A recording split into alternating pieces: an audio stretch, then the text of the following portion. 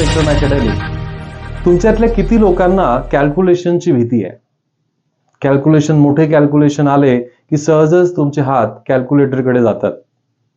आणि विद्यार्थी मित्रांनो, तुम्ही जर रोजच्या जीवनामध्ये कॅल्क्युलेशन तुम्हाला करायची असेल तर कॅल्क्युलेटर तुम्ही वापरू शकता. बट स्पर्धा परीक्षेमध्ये जर तुम्ही कॅल्क्युलेशन तुम्हाला करायचे तर कॅल्क्युलेटरचा वापर तुम्हाला करू दिला जात नाही. आणि मग त्यावेळेस आपली अडचण होते की हे मोठे कॅल्क्युलेशन्स कसे करायचे, पुन्हा ते कॅल्क्युलेशन, मोठे कॅल्क्युलेशन कमी वेळात कसे करायचे, हे दोन गोष्टी फार महत्वाच्या आहेत.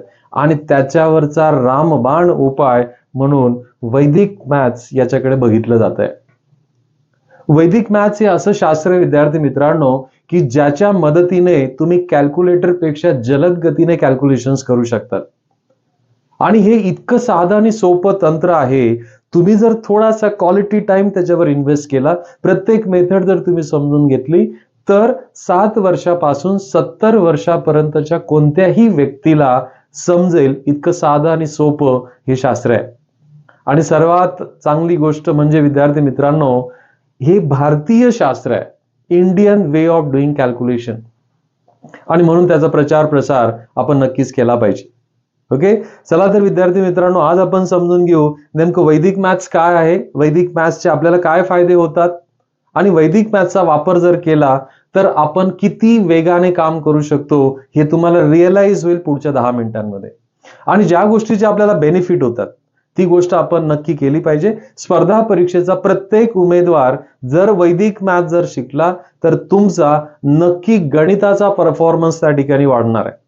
आणि शालेय जीवनापासून 5वी, 4थी, 5वी पासून आपण वेगवेगळ्या कॉम्पिटिटिव्ह एक्झाम्स देत असतो, ज्यामध्ये आपल्याला कॅल्क्युलेशन तोंडी करावे लागतात. आणि जर तुम्ही हे तंत्र आत्मसात केलं तर तुमची रँक तर वाढणारच आहे, पुन्हा तुमचा कॉन्फिडन्स वाढेल. कारण की हाच एक एकमेव विषय आहे गणित की ज्यामुळे आपला कॉन्फिडन्स लो होतो, याच्यामध्ये कमी गुण आपल्याला मिळतात, मार्क्स कमी मिळतात, ऑब्विसली आपला कॉन्फिडन्स लोअर साइड जातो. चला तर आपण समजून घेऊ वैदिक मॅथ्स आपल्याला कशी मदत करणार आहे. आता बघा, वैदिक मॅथ्स आपल्याला या गोष्टींवर काम करून घेतं. म्हणजे जसं मी तुम्हाला मगाशी म्हटलं की जर तुमचा कॅल्क्युलेशनचा स्पीड वाढला, कमी वेळात तुम्ही कॅल्क्युलेशन करायला लागले, फिंगर काउंटिंग तुमचं बंद झालं. जनरली कॅल्क्युलेशन करताना आपण फिंगर काउंटिंग करतो, डॉट्स, लाईन्स असे वेगवेगळे प्रकार आपण वापरतो, ते तुम्हाला वापरायची गरज नाहीये. Mentally you can do the calculation. So तुमचा कॉन्फिडन्स वाढणार आहे.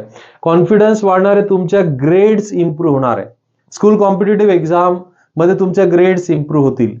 तुमचं अकॅडमिक्स, मॅथ्स मध्ये तुमच्या ग्रेड इम्प्रूव्ह होतील. कॉम्पिटिटिव्ह एक्झाम मध्ये काम करणाऱ्या विद्यार्थ्यांचा गणिताचे मार्क्स वाढले तर ऑटोमॅटिक त्यांना सिलेक्शनचे चान्सेस त्यांचे वाढणार आहे.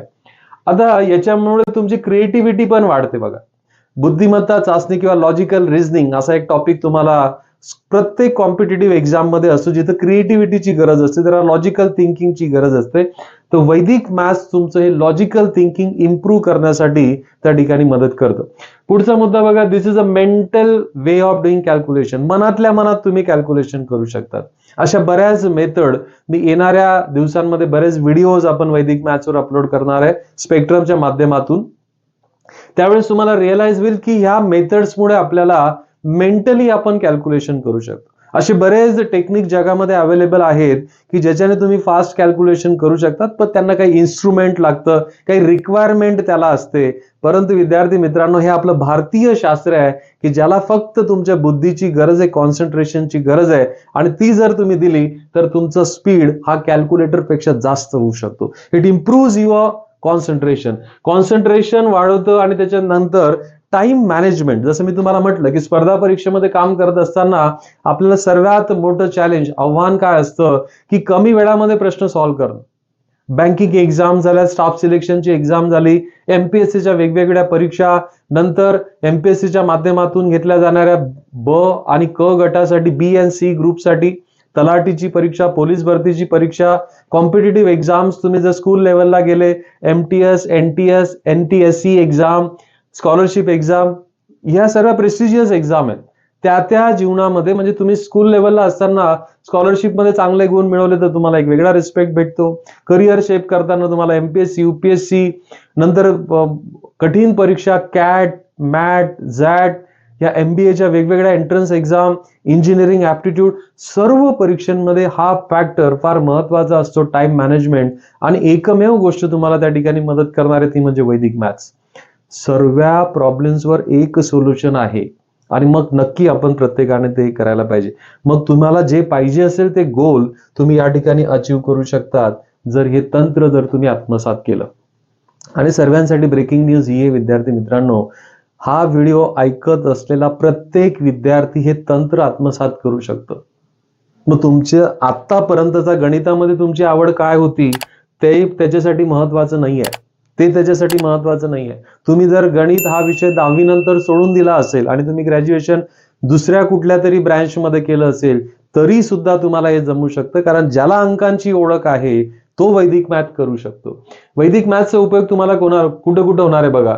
जर तुम्ही स्कूल लेवलला असाल तर MTSCचा एक्झाम, NTSCची exam, scholarship, maths competitive exams होतात बघा, बऱ्याच तुमच्या स्टँडर्ड वाईज होतात. 5th स्टँडर्डमध्ये, 6th स्टँडर्डमध्ये, त्यामध्ये तुम्हाला उपयोग होईल. मॅथ्स ऑलिम्पियाडमध्ये उपयोग होईल.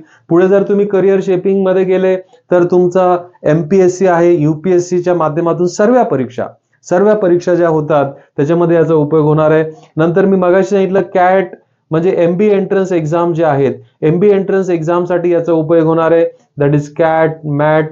नंतर NDA आणि CDS डिफेन्स सेक्टरमध्ये ज्यांना काम करायचं आहे त्यांना मॅथ्स हा विषय असतोच, तिथं तुमचा वेळ वाचवू शकतो, तिथं या गणिताचा वापर तुम्हाला करता येऊ शकतो. सर्वीकडे तुम्हाला गणिताचा वापर, वैदिक मॅथ्सचा वापर त्या ठिकाणी करता येणार आहे आणि म्हणून हे तंत्र प्रत्येकाने शिकलं पाहिजे.